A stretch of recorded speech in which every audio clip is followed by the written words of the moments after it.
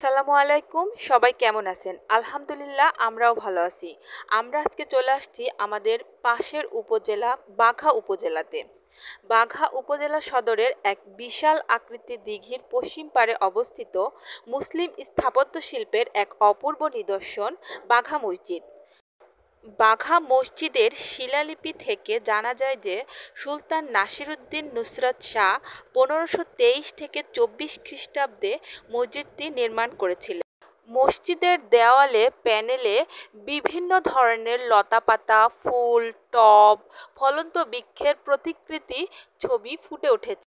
মসজিদের চার কোণে চারটি বিরাট আকারের অষ্টকোণাকৃতির কারুকার্য খচিত বুরুজ আছে। মসজিদের দেওয়ালে আছে কারুকার্য খচিত চারটি মিহরাব। মিহরাবের ওপর নানা রকমের লতাপাতা ও ফুলের প্রতিকৃতি সুন্দরভাবে ফুটে উঠেছে। বাঘা উপজেলার বাঘা মসজিদটি একটি ইতিহাস ও ঐতিহ্যের নিদর্শন হিসেবে এখানে স্থাপিত হয়েছে। এছাড়াও রয়েছে এই যে বাঘার মসজিদের পাশে বড় একটা দিঘি।